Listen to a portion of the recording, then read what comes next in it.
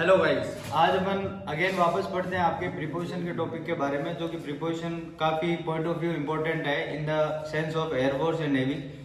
NDA की regarding भी preposition से काफी क्वेश्चंस पूछे जाते हैं। एज लाइक कॉम्पिटिटिव चाहे एग्जाम कोई सा भी हो, सभी के रिलेटेड प्रीपोजिशन से ऑन एवरेज 2 to 3 क्वेश्चंस आपके मैक्सिमम पूछे जाते हैं, जिनमें से एक क्वेश्चन ऐसा रहेगा जो आपके काफी सिंपल पॉइंट ऑफ व्यू से रहेगा और बाकी एक रहेगा वो कॉम्प्लेक्स प्रीपोजिशन से रहेगा।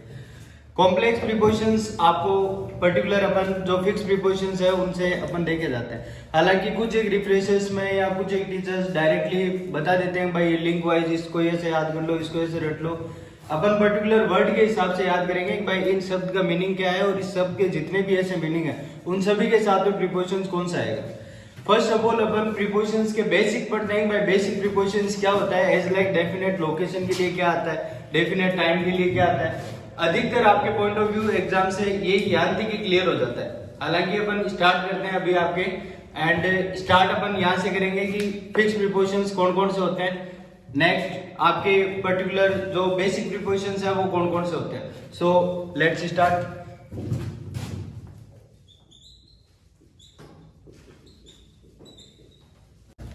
ओके, सो प्रीपोजिशन। सबसे पहले अपन उस प्रीपोजिशन की बात करते हैं जैसे 5th क्लास में जो बच्चे पढ़ते हैं, 4th क्लास में पढ़ते हैं, 8th क्लास में पढ़ते हैं, उसके लेवल से अपन प्रीपोजिशन की स्टार्टिंग करते हैं। एज लाइक कि कौन सा प्रीपोजिशन कैसे आता है। सपोज अपन एक डायग्राम बनाते हैं। डायग्राम आपका कुछ ऐसा है कि एक टेबल बनी हुई है आपके पास। डायग्राम मेरे उतने अच्छे हैं नहीं, लेकिन फिर भी मैं एक्सप्लेन जरूर कर दूंगा आपको कि एक टेबल बनी हुई है, उस पर एक गुड़िया बैठी है।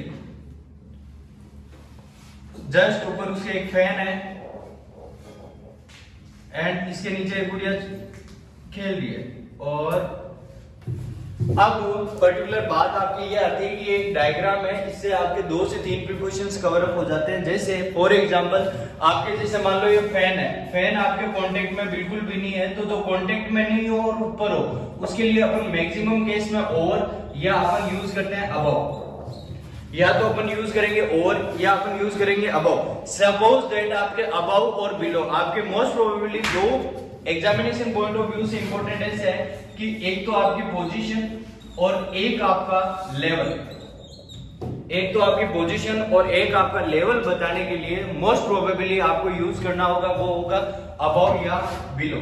कौन सा प्रीपोजिशन यूज करना होगा, या तो अबव या बिलो। ऊपर का सेंस हो और कांटेक्ट में नहीं हो तो हमेशा कौन सा प्रीपोजिशन आएगा, ओवर। आफ्टर दैट बेटा ये देखो गुड़िया है, ये इस पे टच होके बैठी है। कभी ऐसे तो हुआ ही नहीं भाई बिना टच हुए बैठ जाए कोई। हवा में तो कोई बैठ ही नहीं सकता। आई थिंक गोस्ट वगैरह तो है नहीं यहाँ पे। तो यहाँ पे अगर मान लो कोई गुड़िया बैठी है और वो कांटेक्ट में, आई मीन स्पर्श में। स्पर्श का दूसरा नाम कांटेक्ट भी होता है भाई। अगर मान लो वो कांटेक्ट में है तो आपके प्रीपोजिशन कौन सा आएगा बेटा, ऑन आएगा। अगर मान लो कोई भी बैठा हो कहीं पे भी कांटेक्ट में हो तो कांटेक्ट के रिगार्डिंग जो भी प्रीपोजिशन आएगा वो कौन सा आएगा, ऑन आएगा।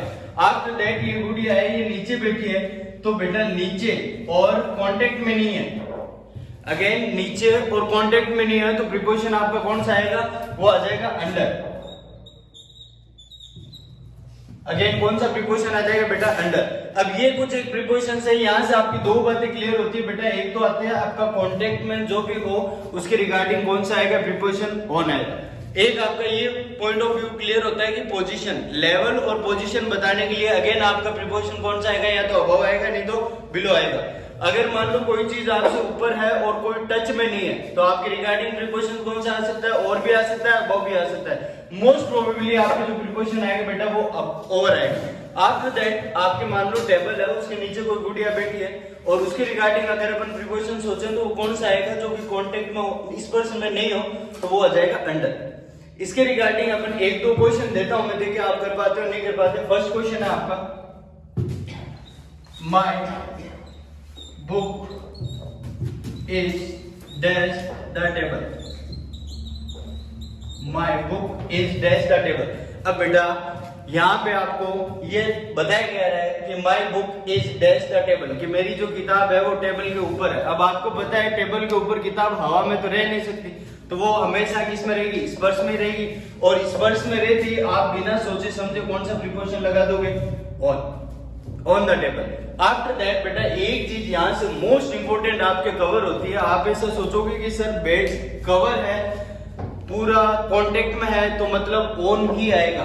और बेडशीट एक मोस्ट प्रोबेबली सेंटेंस आपको अधिकतर पूछा जाता है एग्जामिनेशन पॉइंट ऑफ व्यू में कि कवरिंग के सेंस में कौन सा प्रीपोजिशन आता है। तो कवरिंग या कवरिंग को मैं हिंदी में बोल सकता हूं बेटा, कवरिंग को मैं हिंदी में बोल सकता हूं आपके आवरण। कवरिंग या आवरण का कोई भी सेंस हो हमेशा कांटेक्ट में तो रहेगा, लेकिन प्रीपोजिशन हमेशा कौन सा ले लेगा बेटा, ओवर ले लेगा। कांटेक्ट में तो रहेगा लेकिन प्रीपोजिशन ओवर। अब आपके एक क्वेश्चन लास्ट ईयर रिपीटेड है, आई थिंक क्वेश्चन आपका ये है, spread the bedsheet dash the bed. ये आपके ऑप्शंस में इसको आपको दे रहा हूं। पहला ऑप्शन है ऑन, दूसरा ऑप्शन है बेटा अबाउ, तीसरा है ओवर एंड चौथा है बेटा आपका नन ऑफ दिस। कमेंट में जरूर बताना कि कौन सा ऑप्शन आएगा। आफ्टर दैट अभी के लिए अपन इसको रब करते हैं और नेक्स्ट जो लेवल है प्रीपोजिशन का वो अपन पढ़ते हैं, as like definite location and definite time and all that. बेटा नेक्स्ट है वो अपन नेक्स्ट डायग्राम बनाते हैं। वो डायग्राम कुछ ऐसा है, एक ट्री है, एक बहुत बड़ा सा ट्री है, उसके अंदर ये ब्रांचेज है आपके अलग अलग, इसके नीचे ट्री की छाया है, कुछ बच्चे हैं वो छाया के अंदर बैठे हैं खेल रहे हैं, कुछ है वो बिल्कुल ट्री के नीचे बैठा है, एक है वो ट्री के अंदर है, आपको पता नहीं है बैठा है या खड़ा है, और एक बच्चा है वो ब्रांचेस के ऊपर बैठा है। अब देखो यहाँ के रिलेटेड आपको एक चीज पक्का नोट करनी होगी, वो ये है कि ब्रांचेस के ऊपर अगला बैठा है तो कांटेक्ट में है या नहीं है। अगेन आप बोलोगे सर कांटेक्ट में, और जस्ट पहले आपने बताया कि कांटेक्ट के रिलेटेड हमेशा कौन सा आता है, ऑन। तो आपको ये चीज याद रखनी होगी कि अगर मान लो किसी भी क्वेश्चन में ब्रांच का नाम हो, किसी भी क्वेश्चन में अगर ब्रांच का नाम हो तो आपका प्रीपोजिशन हमेशा ऑन ही आएगा। कौन सा आएगा, ऑन ही आएगा। बिकॉज क्योंकि ब्रांच का नाम है, दैट मीन्स वो अगला वहां पे कांटेक्ट में बैठा है। और अभी जस्ट पहले अपन ने ये पढ़ा है कि कांटेक्ट के रिगार्डिंग हमेशा आपका जो प्रीपोजिशन आने वाला है वो आने वाला है ऑन। आफ्टर दैट बेटा आपको पता है कि कोई भी बच्चा है वो ट्री के अंदर है, आपको ये नहीं पता कि वो ब्रांच के अंदर है या ऐसे झूल रहा है या कूद रहा है, आपको कुछ भी आइडिया नहीं है, केवल ट्री का नाम आ जाए और ट्री के अंदर का नाम आ जाए।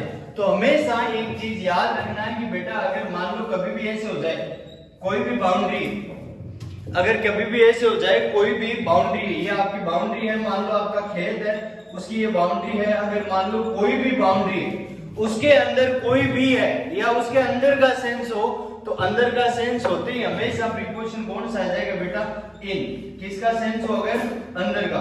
अब देखो मान लो ये ट्री है, ये ट्री भी एक बाउंड्री ही है और इस बाउंड्री के अंदर का जो भी सेंस आएगा इसके रिलेटेड तो हमेशा प्रीपोजिशन कौन सा आ जाएगा, इन। क्यों, क्योंकि यहाँ पे आपको ब्रांच का अगले ने नाम नहीं दिया, आप तो केवल ये बोल रहे हो कि वो ट्री के अंदर है। अब ट्री के अंदर है तो प्रीपोजिशन कौन सा आ जाएगा, इस वाले भाई के लिए इन आ जाएगा। आफ्टर दैट बेटा कोई बच्चा है वो आपको ऐसे बोल रहा है ट्री के नीचे बैठा है। अगेन आपको बताया हुआ है कि किसी भी चीज के नीचे बैठने के रिगार्डिंग आपका प्रीपोजिशन आएगा वो कौन सा आएगा, अंडर आएगा। कौन सा आएगा बेटा, अंडर। आफ्टर दैट अगेन आपको एक सिंपल सा क्वेश्चन है आपके लिए, और वो क्वेश्चन ये है कि अभी मैंने अभी यहाँ पे एक शेडो बनाई, अभी ये शेडो है और कुछ बच्चे हैं वो इस शेडो के अंदर बैठे हैं। अब आपको बताना है कि प्रीपोजिशन कौन सा आएगा, कमेंट में बता देना। हालांकि चलो फर्स्ट क्लास है अपनी, मैं ही बता देता हूं। अगर मान लो शेडो का नाम आ जाए, अगर मान लो आपके शेडो का नाम आ जाए जो कि एक बाउंड्री तो होती है या नहीं होती, पहले तो वो बताना कि एक शेडो है पर्टिकुलर, उसकी बाउंड्री होती है नहीं होती। अगर बाउंड्री होती है, मेरे हिसाब से शेडो की एक बाउंड्री होती है और शेडो हमेशा आपका कहीं पे भी नाम आ जाए, जैसे ब्रांच नाम आते ऑन ले लेता है ना, वैसे शेडो के अंदर का नाम आ जाए ना तो इन आ जाएगा प्रीपोजिशन। तो यहाँ के रिगार्डिंग आपने दो चीजें सीखी, एक तो अगर ब्रांच लिखा हुआ आ जाए तो मतलब अगला बच्चा या बंदा वो जो भी है वो कॉन्टेक्ट में है तो ऑन आएगा। अगर मान लो आपके केवल ब्रांच का नाम ही नहीं है, ट्री के अंदर का सेंस हो, तो हमेशा इन आएगा। आफ्टर दैट बेटा अगर ट्री के नीचे कोई बैठा है तो हमेशा आपका अंडर आएगा, और अगर शैडो की बात हो तो हमेशा कौन आएगा? इन। एक रिलेटेड कंसेप्ट और बताया आपको कि बाउंड्री का सेंस है जो भी हो उसके लिए हमेशा प्रीपोजिशन कौन सा आएगा? आपके इन। यहाँ के रिलेटेड अगर कोई भी डाउट हो तो आप कमेंट में जरूर बता सकते हैं। पीछे वाले के रिलेटेड अपन जो भी अभी अपन ने पढ़ा है इसके रिगार्डिंग अपन 2 से 3 क्वेश्चंस करते हैं, उसके बाद में आगे बढ़ते हैं। क्वेश्चन आपका पहला क्वेश्चन है कि the birds are sitting dash the branches of tree. पहला क्वेश्चन है। दूसरा क्वेश्चन है the boys are playing dash the shade of tree. Third question है बेटा आपका वो ये है the girls are playing dash the tree. और एक फोर्थ क्वेश्चन जो कि ऑन एवरेज एसएससी सीजीएल में एक बार आया हुआ है, और वो क्वेश्चन कुछ ऐसा था the boys are taking their lessons dash the tree. I think ये 4 ही कंसेप्ट बताए मैं बेटा आपको। ये बताया कि अगर मान लो ब्रांचेज आ जाए, आपको ये बताया हुआ है कि अगर मान लो ब्रांचेज आ जाए तो ब्रांचेज के रिगार्डिंग आपका प्रीपोजिशन बिना देखे आपको करना है। और क्योंकि ब्रांचेज में अगला कोई बैठा है तो आपको जाहिर सी बात है वो किस में है? कॉन्टेक्ट में। आफ्टर दैट बेटा the boys are playing dash the shade of the tree. बेटा शेडो का नाम आते ही आपको बाउंड्री आपके माइंड में क्रिएट हो जानी चाहिए, और बाउंड्री के रिलेटेड आपका प्रीपोजिशन हमेशा कौन सा आएगा? अगेन आप बोलोगे sir in. The girls are playing dash the tree. आप ये बताओ क्या इसमें ब्रांचेस का नाम है, क्या इसमें शेडो का नाम है, केवल ट्री का ही तो है। अगेन ट्री आपकी क्या है? बाउंड्री मान ली मैंने, और क्या आ गया प्रीपोजिशन आपका इन। जब तक ब्रांचेस का नाम नहीं हो तब तक कोई ऑन या कुछ और नहीं आएगा, केवल और केवल कौन सा आएगा? आपका इन। आफ्टर दैट बेटा the boys are taking their lessons dash the tree. ये रिपीटेड क्वेश्चंस है। अब आपको इसमें सोच के बताना है कि इसमें कौन सा आएगा according to your mind. The boys are taking their lessons dash the tree। अब मैं आपको ऐसे बोल सकता हूँ, ऑप्शन है आपका एक तो ऑन, बी है आपका अंडर, सी है आपका इन, और डी है आपका नन ऑफ दिस। बॉयज है वो पेट के डैश पढ़ रहे या अपने लेसन्स ले रहे। अब आपको इसको कमेंट में बताना है कि इसमें कौन सा ऑप्शन आपको लग रहा है। आई मीन ऑन लग रहा है, या अंडर लग रहा है, या आपका इन लग रहा है, और या आपका नन ऑफ दीज लग रहा है। एक हिंट जरूर देके जा रहा हूं भाई, और हिंट आपका यह है कि आपको पर्टिकुलर शूट करके देखना है कि ट्री के ऊपर बैठ के बच्चे ऑन आएगा, अगर ट्री के ऊपर इस वर्ष में रहेगा, और फिर मेरे अकॉर्डिंग कोई पढ़ाई वगैरह होगी नहीं। अगर कोई ट्री के ऊपर बैठा है तो इरिटेशन काफी ज्यादा होती है। अंडर का मैं आपको हिंट दे रहा हूं कि नीचे, इनका मतलब ट्री के अंदर बैठ के पढ़ रहे हैं, और नन ऑफ दिस आपका ऑप्शन है। नेक्स्ट इसके रिगार्डिंग अगर अपन बात करें, ये तो थे आपके पिछले क्वेश्चंस।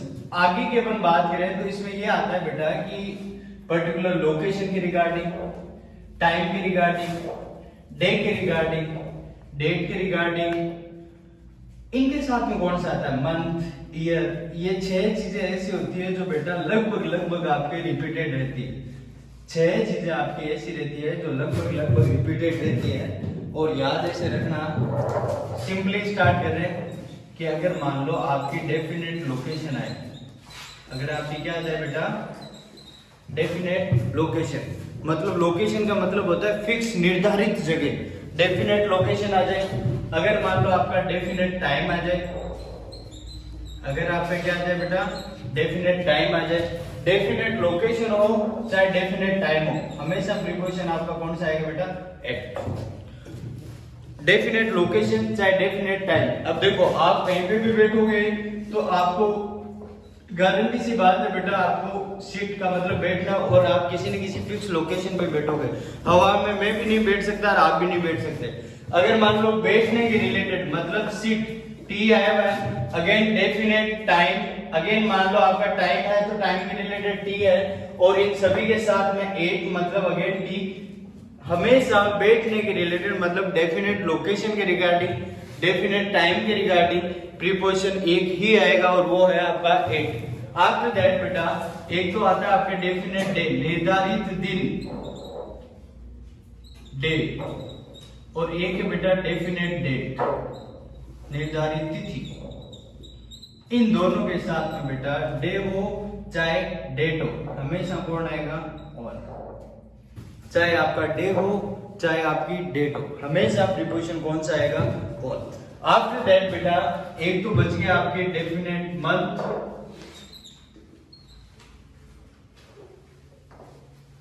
डेफिनेट मंथ, और एक बच गया आपके बेटा डेफिनेट ईयर। एक बात बताओ, पर्टिकुलर लोकेशन थी उसमें कोई बाउंड्री नहीं थी, टाइम है, टाइम एक फिक्स हो गया, डेट है अगेन फिक्स हो गया, डेट है अगेन फिक्स हो गई। क्या बेटा मंथ में 30 दिनों का एक अलग अलग दिन आ गया क्या? तो आप एक बहुत बड़ा ग्रुप बन गया क्या उन 30 दिनों का? अगेन बेटा ईयर है, इसमें 365 या 366 डेज होते हैं, अगेन इनका एक अलग ग्रुप बन गया। तो मंथ और ईयर एक पर्टिकुलर, काफी अपन ऐसे सोचे तो काफी लंबा ड्यूरेशन, और काफी लंबा ड्यूरेशन है मतलब आप इसको बाउंड्री मान सकते हो। तो मंथ और ईयर के साथ में हमेशा आपके दिमाग में आ गया होगा, मैं बाउंड्री ज्यादा चिल्ला रहा हूं, इन आएगा। तो ये चीज 6 फिक्स चीजें हैं, डेफिनेट लोकेशन, डेफिनेट टाइम, आपके दिमाग में स्ट्राइक करना चाहिए एट। एक है आपका डेफिनेट डे और डेफिनेट डेट, आपके दिमाग में स्ट्राइक करना चाहिए ऑन। एक है आपके डेफिनेट मंथ और डेफिनेट ईयर, आपके माइंड में स्ट्राइक करना चाहिए इन। ये आपके 6 प्रीपोजिशंस या 6 कंसेप्ट्स हैं जो लगभग आपको एग्जामों में पूछे जाते हैं। एक आपके इसके रिगार्डिंग ही आपके आता है एट और इन, एट और इन। आप मेरे को बताना छोटी जगह के लिए कौन सा है और बड़ी जगह के लिए कौन सा है, सोच के ये बताना है कि एट तो डेफिनेट लोकेशन के लिए आता है, आपको पता है, और इन आता है आपका बाउंड्री के रिगार्डिंग। इन किसके लिए आता है आपको पता होगा? बाउंड्री के रिगार्डिंग। एक बात बताओ, छोटी जगह ये होगी या ये होगी, बाउंड्री होगी या डेफिनेट लोकेशन होगी? ये आप कमेंट में मेरे को बता देना कि छोटी जगह कौन सी है। छोटी जगह के लिए 8 आएगा या बड़ी जगह के लिए 8 आएगा, ये आप मेरे को बता देना। तो अभी अपन ने जो definite location, definite time, definite date, definite month, definite year, ये जो भी पढ़ा है इनके रिलेटेड जो क्वेश्चंस होते हैं अपन वो ट्राई करते हैं, देखिए अपन कर पाते हैं नहीं कर पाते। फर्स्ट क्वेश्चन एन लाइक मैं आपको यहाँ पे बोर्ड पे दे रहा हूँ, I will reach dash Kakrola at 5 PM। अब यहाँ पे ये आपकी लोकेशन है, मेरे को बताना कौन सा आएगा। हालांकि टाइम के रिलेटेड मैंने आपको बता दिया है, लोकेशन के रिलेटेड मेरे को आप बता देना। सेकंड क्वेश्चन है आपका, और वो क्वेश्चन कुछ ऐसा है कि she will come here dash July। Again आपका नेम ऑफ मंथ है या मंथ है, डेफिनेट मंथ है, तो आप मेरे को बताना कौन सा ऑप्शन आएगा। नेक्स्ट है बट आपका वो ये है, they will perform their dance dash Friday। Again बेटा आपका डे है, मेरे को बता देना कौन सा आएगा। आपका नेक्स्ट क्वेश्चन है बेटा,